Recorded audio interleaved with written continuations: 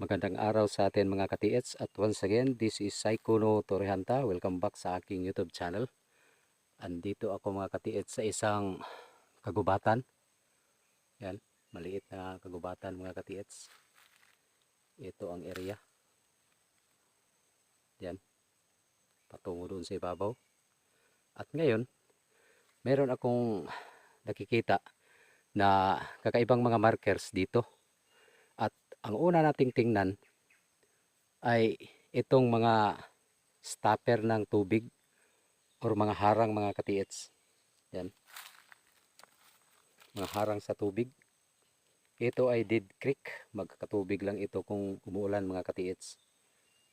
Yan, dead creek. Nakapile ang mga bato dito.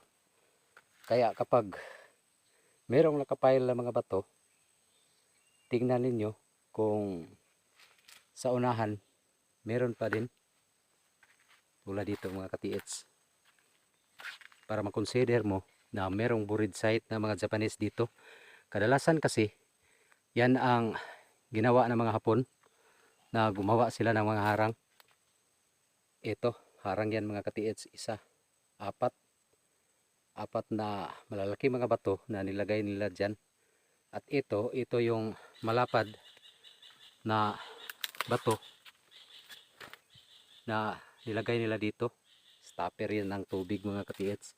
Yan ang unang tingnan ninyo bago ang ibang mga markers na andyan sa lugar. Ngayon, ang pinoprotektahan ng bato na yan ay ito mga ka-TH. Itong sign na ito.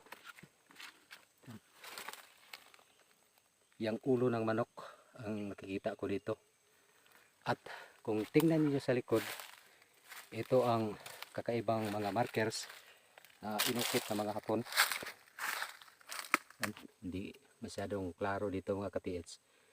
Pero chinsel ito, letter C yan. At ito ang ikalawang markers, kaganyan. Merong slash at the back. Entrance at the back.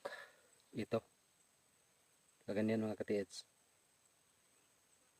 At ang itinuro dito banda.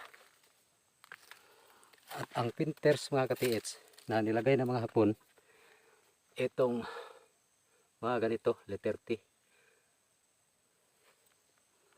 At ang ulo ng manok na mayroon pang mata sa ibabaw mga ka-TH. Napakagandang markers na nakikita ko dito sa lugar na ito. At meron pang directional line patungo dyan mga ka-TH. Ito ang tinuro. Itong bato na may slash. Hindi ito madaling makuha mga ka-TH. Ngayon ko lang ito nakita. Nung hinukay ko, mayroong nakaharang na maliliit na mga bato dyan. Nakapalibot dito. Yan lang ang setup mga ka-TH. Nasa mga 1 meters ang layo. Galing dito sa manok na sign patungo dito sa tinuturong area. Meron ding pagkakataon mga ka-TH na ang Japanese ay nagtuturo ng exact spot. Kaya yan ang tingnan natin. Hindi lahat logical. Meron ding nagtuturo ng tamang spot. Yan. Kita ninyo mga ka-TH. Nakasalansan ang mga bato dyan. At merong passage sign pointing down. At yan ang winters. Ulo ng manok.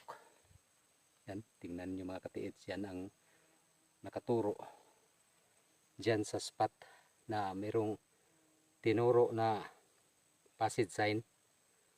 Napakagaling na mga Hapon mga ka-TH. Ulo ng manok. Napakaganda. Yan ang mga harang na nilagay nila. Kaya pala merong napakalapad na harang dahil ito ang kaniyang pinoprotektahan, ang ulo ng manok. Kaya kung meron sa inyong lugar, giveaway ito mga ka-TH. Hindi ito malaking deposito. Maliit lang ito. Kaya na-excite ako dito nung nakita ko ito sa area na pinupuntahan namin ngayon. Napakagandang markers mga ka-TH. Hindi na madami ang kanilang nilagay na mga sign sa lugar na ito. Itong Lead Creek na ito, 3 ang deposito na nakita namin. Kaya i-upload ko sa sunod na araw ang iba pang mga area dito para makita ninyo mga ka-TH na sa Lead Creek na ito, 3 ang nakalibing na nakita namin. Yan ang napansin namin sa lugar na ito. At ngayon, ito ay ituro ko sa inyo mga ka-TH. Itong setup ng bato na nilagay ng mga Hapon. Yan, itong mga harang na bato, meron itong pinoprotektahan. Yan mga ka-TH, sana makita ninyo. Yung bato na yan, nagkasunod patungo doon. At dyan, hinarangan ang manok na sign. At dito naman, ganun din, nakasalansan ang mga bato. Napakagandang area. Yan mga ka-TH.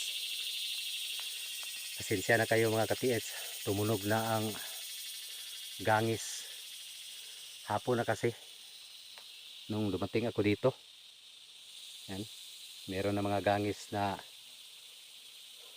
tumunog or nag-ingay. Yan ang area. Sana meron kayong makikita mga ka-TH sa inyong lugar. At tingnan ninyo muna ang mga setup na nilagay ng mga Japanese para makonsider ninyo na merong living ang area na ito. Yan. Panuorin din ninyo mga ka-TH ang iba ko pang mga videos. Mga harang. Magkakatubig lang ito mga ka-TH kung umuulan. Ito ang area. Napakaganda mga ka-TH. Sana'y meron kayong makikita sa inyong lugar na magkahalintulad sa area na ito. Walang bahay dito mga ka-TH. Yan lang ang Dead Creek na nakikita namin dito. Yan ang pointers, mga directional markers. Itong lines na ito at ang manok, mga directional. Yan ang spot mga ka-TH na tinuro dahil sa passage sign na yan. Yan, meron pa mga bato. Itong bato mga ka-TH, ang purpose nito, nilagay ito para hindi madaling makuha ang bato na ito. Itong passage sign para matuntun talaga directly ng mga Hapon ang spot. Yan mga ka-TH. Sana meron sa inyong lugar. Napakaganda. Medyo na-excite ako sa napakagandang markers na ito.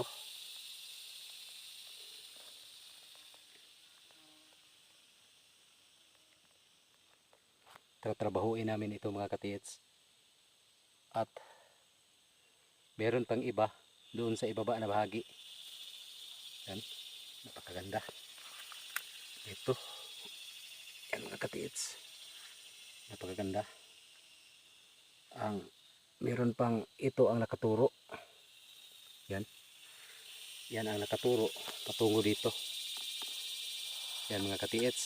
Sana'y naintindihan ninyo ang ina-upload ko na video ngayon para meron kayong mapupulot na kaunting aral, lalo na sa mga harang na nilagay ng mga Hapon. Hindi yan madaling makuha mga ka-TH dahil meron pang nakaharang dyan na malaking bato.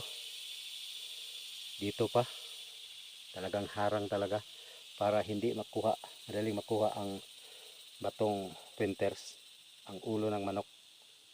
Yan, napakagaling na mga Hapon.